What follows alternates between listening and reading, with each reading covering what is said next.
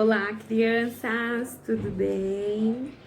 Hoje a prof está aqui para a nossa aula da Escola da Inteligência. E antes de nós começarmos a nossa aula de hoje, a prof gostaria de retomar um pouquinho as aulas que nós tivemos, ok? Então vamos lá, no comecinho, quando nós conhecemos o nosso livro aqui da Cidade da Memória, nós aprendemos que, assim como a cidade física, que é a cidade que nós moramos, nós também temos a cidade da memória. E ela é bem parecida com a cidade física, que é dividida em bairros. A nossa cidade da memória também, ela tem os bairros. Então, as nossas memórias, elas são separadas em bairros. Então, tem lá o bairro da alegria, o bairro da reclamação, o bairro do respeito, e nós vamos aprender alguns deles. Nós aprendemos também que em uma cidade é muito importante que tenha uma pessoa governando. Então, numa cidade física, por exemplo, nós temos o prefeito, que é a pessoa que governa a cidade. Então, ele precisa estar atento a tudo que acontece na cidade, ele precisa passar em todos os bairros, conhecer toda a sua cidade. Não pode ficar parado lá num bairro só.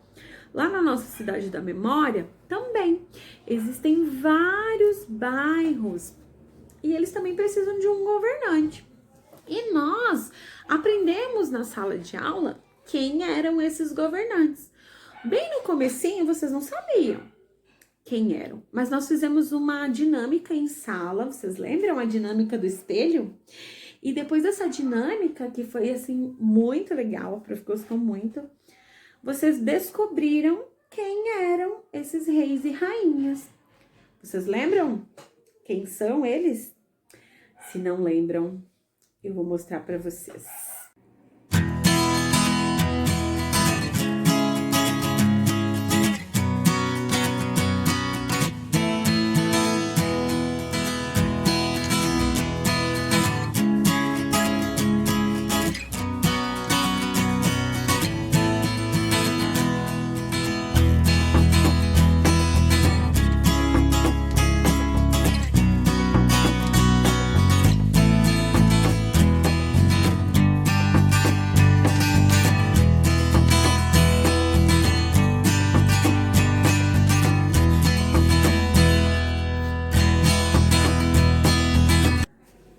Lembraram quem são os reis e rainhas da cidade da memória? Somos nós mesmos. E nós devemos lembrar também que aprendemos sobre o eu forte e o eu frágil. O que é um eu frágil? É aquele rei e rainha que ele não sabe governar a cidade dele. Ele fica parado em um bairro apenas, ou ele não toma decisões saudáveis. E já o eu forte não é um forte de força, mas é o forte daquelas decisões sensatas, as decisões que nós precisamos tomar, e elas são as decisões corretas. Por exemplo, se nós estamos lá brincando na hora do recreio e um amigo vem e te empurra e você cai e se machuca, com certeza você vai ficar muito bravo. Você tem razão de ficar. Porém, ali diante daquela situação, você pode escolher como você vai reagir. Porque as nossas emoções, nós não podemos controlar. Então, não podemos escolher se vamos ficar felizes, tristes, com raiva. Não depende de nós isso. E, na verdade, todas as emoções são importantes. Nós precisamos sim ficar alegres, mas também precisamos da tristeza, né? Do medo, algumas coisas assim, algumas emoções, para que nós possamos aprender todas as coisas necessárias para ter um eu forte, né? Claro, tudo na medida correta. Então, se eu tenho um eu frágil numa situação como essa, em que meu amigo me empurrou e eu me machuquei, eu vou lá e vou fazer o quê? Vou empurrar ele também. Você me empurrou, empurro também, ele se machuca, pronto, machuquei ele também. Isso é uma atitude de um eu frágil. Você vai fazer a mesma coisa que ele fez com você. Você não gostou, mas tá fazendo a mesma coisa. E o que vai acontecer? Ele vai continuar batendo em outras crianças. Aquela criança que ele vai empurrar outra e assim forma uma corrente horrível. Agora pensa se você tem o eu forte. Quando o seu amigo faz isso e você tá com muita raiva. Você pode falar, não vou sentir raiva. Você vai sentir.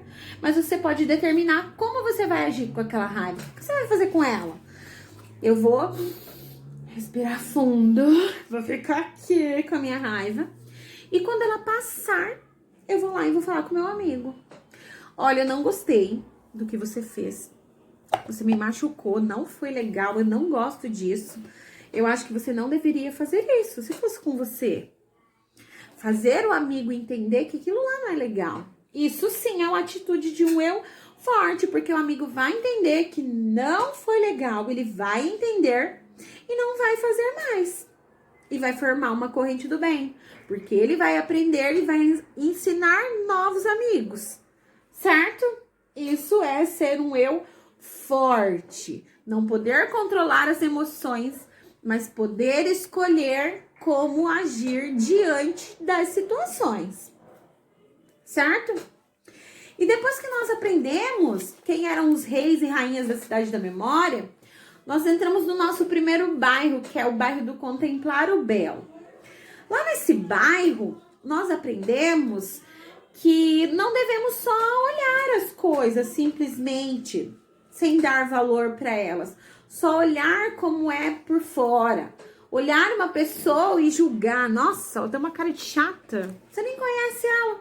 Talvez quando você conversar com aquela pessoa, você vai descobrir uma pessoa tão legal, um amigo muito bacana. Então, não olhar as aparências, né? Enxergar além disso. Vamos usar um exemplo. Se de manhã eu acordo e eu saio lá fora e eu vejo o sol e eu simplesmente digo assim: ah, hoje tá sol. Eu simplesmente olhei o sol. Usei lá o meu sentido da visão. Eu só enxerguei ele. Mais nada.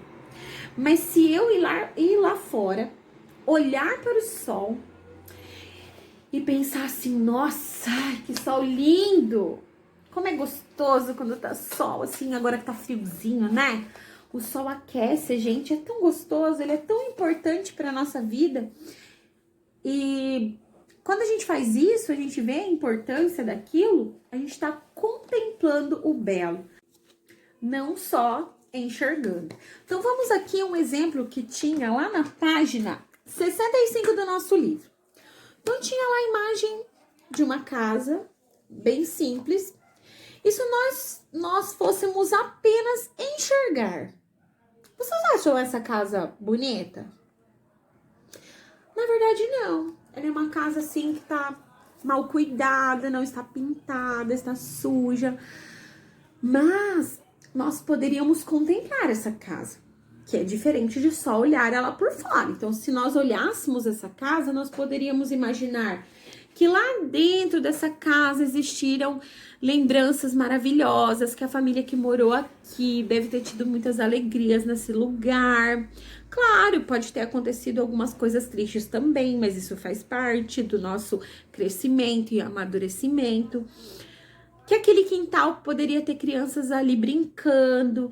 Então, quando a gente contempla, a gente olha além da aparência, que é o que a prof estava falando. Então, nós temos que fazer isso com as pessoas, com os objetos, com os animais, com tudo. Quando a gente aprende a contemplar o belo, a gente começa a enxergar como a vida é bonita e que as coisas podem ser melhores à nossa volta. E hoje, o bairro que nós vamos aprender, é um bairro em que muitas pessoas estão paradas nele. Claro que nós estamos vivendo um momento difícil para todo mundo, né? Mas não podemos ficar parados nesse bairro, porque senão, né, a coisa vai piorar mais ainda. Então, o bairro que nós vamos aprender hoje, olha o nome desse bairro. Bairro da Reclamação. Esse bairro, ele vem aqui no nosso livro para nos ensinar que nós não devemos ficar só reclamando. Nós devemos também agradecer. Claro que reclamar também é importante. Nós não podemos aceitar tudo que acontece com a gente. Claro que não. Tem coisas que nós devemos sim reclamar, lutar por aquilo que não tá certo. Mas também viver só reclamando não dá. Tem pessoas que reclamam tanto que chega a ser chato, você não consegue ficar perto daquela pessoa que ela só reclama. Então, essa pessoa provavelmente ela tá parada lá no bairro da reclamação da cidade da memória dela. E não dá para ficar só lá. É preciso passar por todos os bairros, certo? Então, lá no nosso livro, lá na página 95, tem uma história. O encontro de Cacá com o macaco Totó Sapeca. A prof não vai ler essa história agora. Eu quero que vocês leiam em casa, com a família. Quem conseguiu baixar o aplicativo, pode escutar a historinha lá. Que daí a história fica mais legal. Vocês sabem, né? Tem lá a voz dos personagens. Fica mais divertido essa parte da história. Então, vou deixar como tarefa isso. Vocês ouvir a historinha em casa. Depois de ouvir a história, vai ter atividades. Mas então, assim, primeiro vamos trocar uma ideia aqui sobre esse bairro. Esse bairro da reclamação, eu vou agora falar uma coisa que eu acho que os pais aí que vão estar perto de vocês, acho que já ouviram algumas vezes aí vocês falando isso. Quando o papai ou a mamãe pede para vocês arrumarem a cama, aí vocês reclamam, eu não quero arrumar a cama. Daí a mãe pede para ajudar a lavar a louça. Não, por que eu tenho que lavar a louça? Por que eu tenho que catar meus brinquedos? Por que eu tenho que fazer o tema? Não, é muito chato, não sei o quê. Tá no bairro da reclamação. Tá paradinho lá. Não dá pra ficar parado nesse bairro, né? Tem que sair dele um pouco. Então, vamos tentar enxergar por outro lado. Se quando a mamãe pede pra mim ir lá arrumar a minha cama, eu não gosto de arrumar a cama. Tem coisa que nós não gostamos de fazer, mas temos que fazer. Não podemos fazer apenas aquilo que nós gostamos. Na vida, nós vamos ter que fazer coisas que a gente também não gosta, né? Tem coisas que é preciso fazer, mesmo que não é aquilo que você mais goste. Então, lá, quando a mamãe pede para vocês arrumarem a cama, ao invés de reclamar de arrumar a cama, pense por outro lado. Se eu tenho que arrumar a minha cama, é porque eu tenho uma cama para dormir, bem quentinha agora que tá frio. Quantas crianças não têm? Se eu tenho que lavar a louça, quantas crianças não têm alimento, não vai ter louça para lavar, porque também não teve comida na hora do almoço. Se eu tenho que catar os meus brinquedos, eu tenho brinquedos. Quantas crianças não têm nada? Então, ao invés de reclamar, vamos agradecer. Esse bairro vem para nos ensinar isso, que é preciso agradecer mais e reclamar menos. Olha que eu vou perguntar pro papai e pra mamãe depois, hein? Se vocês pararam de frequentar esse bairro. Então, nada de reclamar. Quando o papai e a mamãe pedem ajuda, tem que ajudar, não pode reclamar, não pode enrolar para fazer a tarefa. Porque o papai e a mamãe, rala muito para pagar a escola, para oferecer uma educação de qualidade. Então, vocês devem estudar, né? Por quê? Porque vocês têm essa oportunidade tão legal de fazer parte dessa escola, têm o privilégio de estudar. Quantas crianças não podem ir à escola? Ou talvez gostariam de frequentar uma escola como a sua e não pode. Então, não vamos reclamar, vamos agradecer. Vamos agradecer por tudo que a gente tem e parar de reclamar um pouquinho, né? Vamos deixar esse bairro lá no cantinho. Deixar ele só quando for muito necessário mesmo. Certo? Então, vocês vão praticar isso em casa. Parar de reclamar e agradecer. Depois que vocês lerem a história, trocarem uma ideia aí com o papai e a mamãe sobre esse bairro. Se o papai e a mamãe também vivem reclamando, ensina pra eles que não pode ficar nesse bairro o tempo todo não, tá? Tem que agradecer também, com certeza. E vocês vão fazer daí, lá na página 106 tem uma atividade que é pessoal, então cada um vai dar as respostas de acordo com uma pesquisinha que vocês vão fazer sobre os animais, porque os animais não são como nós, que tem uma casa, então nós vamos para a escola, vamos trabalhar, mas nós temos a nossa casa para voltar. Os animais não, às vezes eles têm que procurar novos lugares. Então, de acordo com isso, vocês vão responder as questões, ok? Depois, na outra página, na página 110, eu quero que vocês façam uma lista de tudo aquilo que vocês reclamam normalmente. Não vale mentir.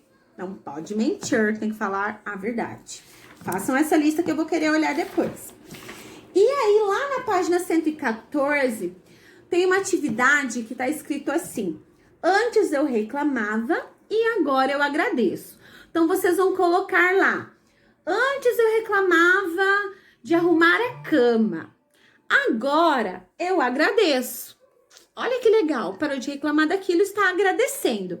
Então aí vocês vão fazer das coisas que vocês reclamavam e que não vão mais reclamar a partir de hoje.